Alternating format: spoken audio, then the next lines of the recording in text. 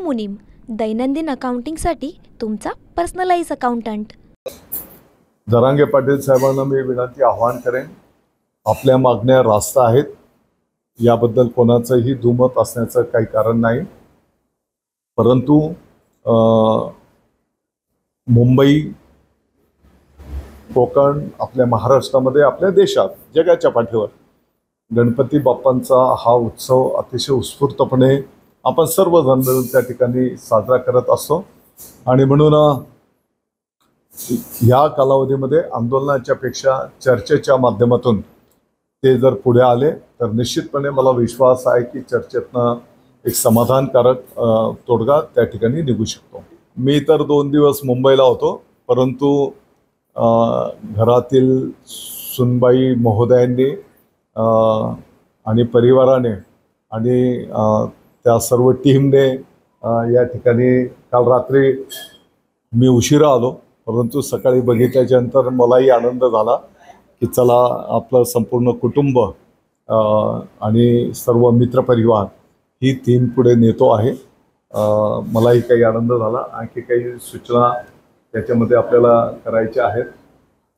ज्या पद्धतीने ग्रामीण भागातल्या शेतकरी बांधवांच्या पासून, सैनिकाच्या पासून छत्रपती शिवाजी महाराजांना आदर्श मानत हे कार्य आपल्याला पुढे न्यायचं आहे, तर त्यासोबतच येणारा AI चा जमाना, ई माध्यमांच्या माध्यमातून सुद्धा आपल्याला ग्रामीण भागाच्या पासून तर शहराच्या सर्व विद्यार्थ्यांना पुढे न्यायचं आहे। काय इच्छा आहे, काय मनोकामना तुम्ही व्यक्त केली? या भूतलावर दर सालाबादाप्रमाणे गणपती बाप्पाचं आगमन अतिशय उत्साहपूर्ण वातावरणामध्ये झालेलं आहे। आपण सर्वांनी अतिशय उत्स्फूर्तपणे गणपती बाप्पांचं स्वागत केलेलं आहे। आता जिथपर्यंत आपल्या विभागाचा विषय आहे, तर येणाऱ्या काळामध्ये या राज्यातील गरीबातल्या गरीब कुटुंबाच्या पालकांच्या पाल्यांना अतिशय गुणवत्तापूर्ण आनंददायी शिक्षण मिळालं पाहिजे। तो विद्यार्थी येणाऱ्या काळामध्ये त्याच्या पायावर सक्षमपणे उभा राहू शकला पाहिजे। आणि आपल्या विभागाचं ब्रीद आहे राष्ट्रप्रथम, तो प्रखर देशभक्त घडला पाहिजे।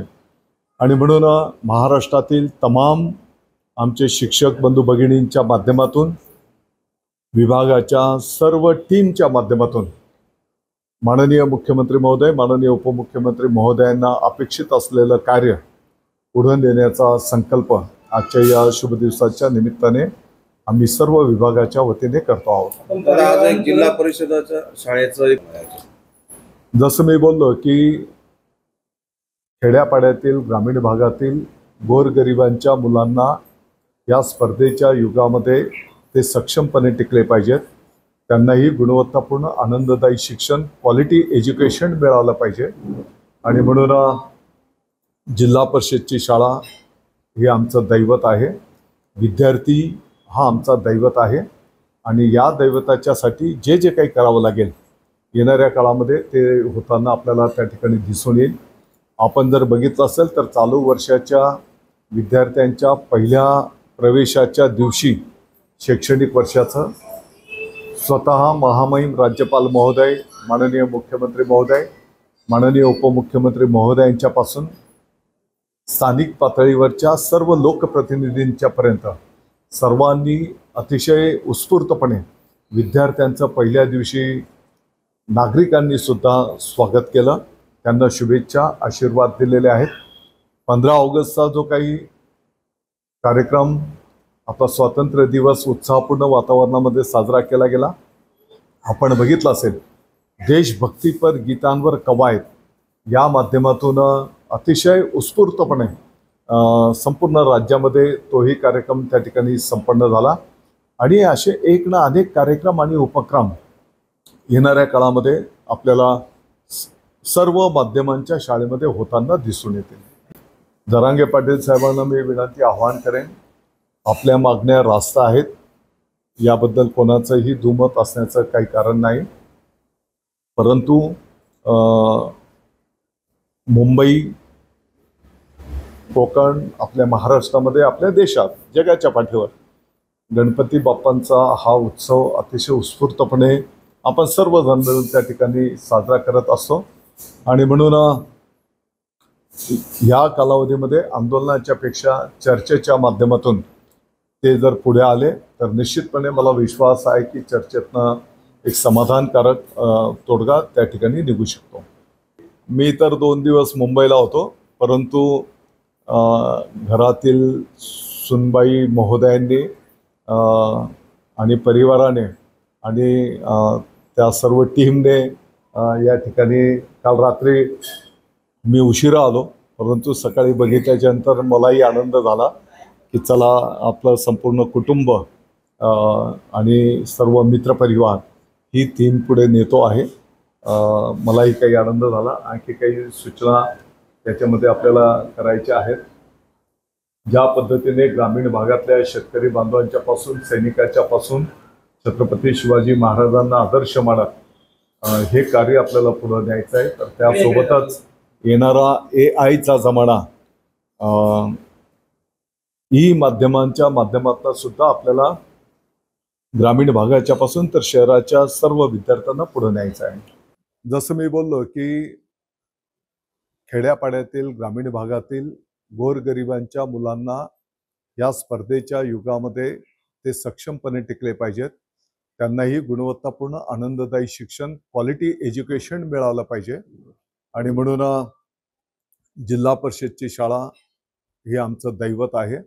विद्यार्थी हा आमचा दैवत आहे आणि या दैवताच्यासाठी जे जे काही करावं लागेल येणाऱ्या काळामध्ये ते होताना आपल्याला त्या ठिकाणी दिसून येईल.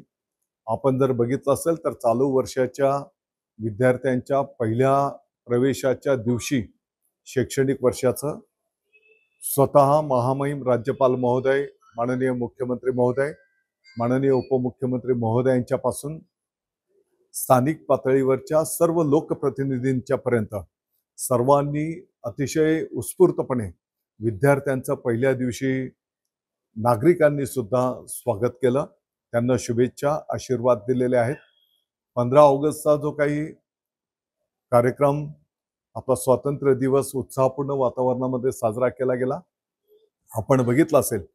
देशभक्तीपर गीतांवर कवायत या माध्यमातून अतिशय उत्स्फूर्तपणे संपूर्ण राज्यामध्ये तोही कार्यक्रम त्या ठिकाणी संपन्न झाला आणि असे एक ना अनेक कार्यक्रम आणि उपक्रम येणाऱ्या काळामध्ये आपल्याला सर्व माध्यमांच्या शाळेमध्ये होताना दिसून येतील. जरांगे पाटील साहेबांना मी विनंती आवाहन करेन, आपल्या मागण्या रास्त आहेत, याबद्दल कोणाचंही दुमत असण्याचं काही कारण नाही. परंतु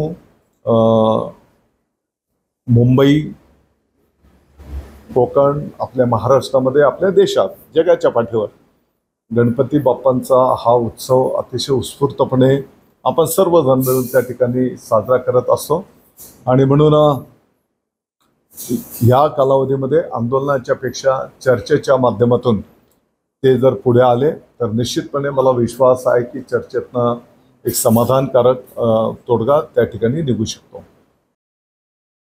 बिजनेस में एक गलती और भारी penalty, GST, income tax, accounting, इतनी झंझटों में उलझे रहेंगे तो बिजनेस कैसे बढ़ेगा? बिना गलती, बिना पेनल्टी, लेकिन करेगा कौन? प्रो मुनीम, आपका पर्सनल अकाउंटेंट, सिर्फ 65 रुपए पर डे में accounting, GST, income tax, professional tax, filing, बिना किसी एक्स्ट्रा चार्जेस, सटीक, सुरक्षित, प्रोफेशनल सेवा. मैं तो प्रो मुनीम से जुड़ रहा हूँ और आप अभी कॉल करें 1800-266-1294 या विजिट करें promunim.com.